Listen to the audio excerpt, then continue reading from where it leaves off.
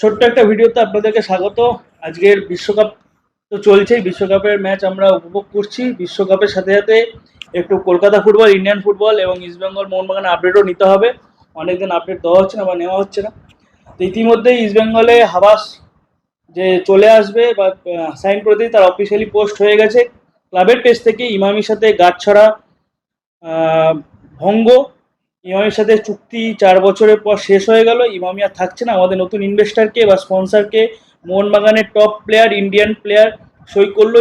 ইস্টবেঙ্গল আস্তে আস্তে করে ডিফেন্সে স্ট্রং করে, মিডফিল্ড স্ট্রং করে, রাইট ব্যাক থেকে শুরু করে রাইট উইং ব্যাক সব কিছু নিচ্ছে। সেসব নিয়ে থাকছে আজকের এই ছোট্ট ভিডিও বা ছোট্ট আপডেট। তো যারা চ্যানেলে নতুন এসছেন তারা অবশ্যই সাবস্ক্রাইব করে দেবেন চ্যানেলটাকে, যাতে পরবর্তী ভিডিও আসলে সাথে সাথে আপনারা দেখতে পারেন। এবং যারা দেখছেন তারা অবশ্যই লাইক কমেন্ট শেয়ার করবেন। এর মধ্যে আমরা জানি অনেক প্লেয়ারকে সাইন করেছে বা অফিসিয়াল পোস্ট হচ্ছে ইস্টবেঙ্গল নিজস্ব অফিসিয়াল পেজ থেকে, টিমের পেজ না, ক্লাবের পেজ যেটা পারিজাতদা চালায়, সেই পেজটা থেকে অফিসিয়াল পোস্ট হচ্ছে। কোচের পোস্ট হয়ে গেছে, ওমেন্স টিম থেকে শুরু করে মেন্স টিম, হাবাস থেকে শুরু করে সহকারী কোচের পোস্ট হয়ে গেছে অলরেডি। এছাড়াও অনেক প্লেয়ারের পোস্ট হয়ে গেছে, যেমন গিলের এক্সটেনশন, মোহাম্মদ রাশিদের এক্সটেনশন, তারপরে পূর্বাল আছেন পা নতুন ইনক্লুশন, গিলের সাথে সহকারী মানে গিলের সাবস্টিটিউট, গোল্ডেন উইনার 2023-24 মরশুমে মুম্বাই কাপিয়ে কলকাতা কাপ এবার পূর্বাল আছেন পা, তারও পোস্ট হয়ে গেছে। আজকে বরিশ সিংয়েরও পোস্ট হয়ে গেছে অলরেডি। ইতিমধ্যে আমরা জানি অনেক প্লেয়ারই নতুন ইনক্লুশন হচ্ছে, সন্দীপ মান্ডি থেকে শুরু করে তারও পোস্ট হয়ে যাবে। এছাড়াও সব থেকে টপ নিউজ রোহিত দানু, যেটা আমি ফেসবুকে পোস্টও করেছিলাম যে একটা পোস্ট, রোহিত দানু কনফার্ম। রোহিত দানুর পোস্ট হয়তো আগামী 1-2 দিন, কালকে বা পরশুর মধ্যে হয়ে যাবে। এছাড়াও হাবাসের নেতৃত্বে আরও ভালো টিম হচ্ছে, ফরেনার থেকে শুরু করে কেভিন সিভিলের মতনই একটা ভালো ডিফেন্স বা ডিফেন্ডার আনবে হাবাসের নেতৃত্বেই।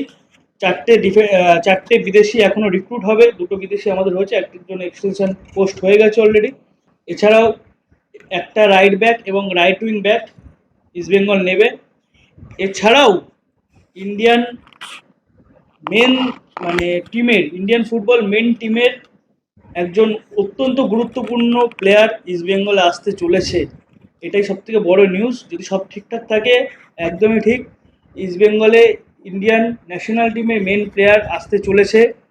এছাড়াও আমরা কানেকশানে আছে রহিম আলী স্ট্রাইকার পজিশনে। আমি রহিম আলীর কথা বাদ দিয়েই বলছি, ইন্ডিয়ান ফুটবলের মানে সব থেকে ভ্যালুয়েবল প্লেয়ার বা most valuable, one of the most, সব থেকে না বললেও one of the most valuable player. কিন্তু ইস্টবেঙ্গলের সাথে অনেকটা অ্যাডভান্স স্টক হয়ে আছে, যে কোনো মুহূর্তে ওটা ফাইনাল হয়ে যেতে পারে। তো আমরা অন্তত আমি বা আমরা খুব পজিটিভ যে হাবাস কোচ হয়েছে, হাবাসের নেতৃত্বে টিম হচ্ছে, খুব ভালো টিম হবে আশা করা যায়।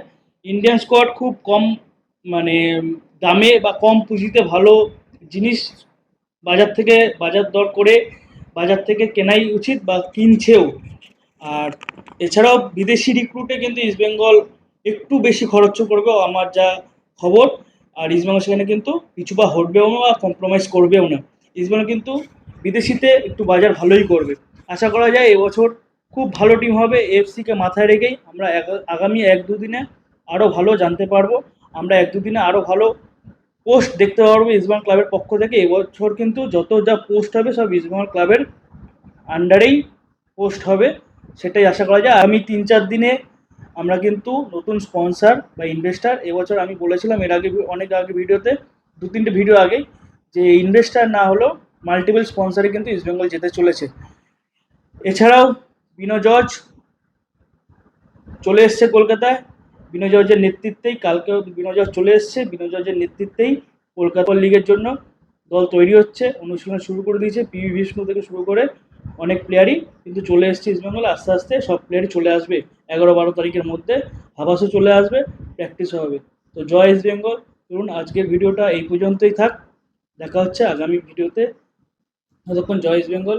আর ভিডিওটি ভালো লাগলে অবশ্যই লাইক, কমেন্ট, শেয়ার এবং সাবস্ক্রাইব করে দেবেন।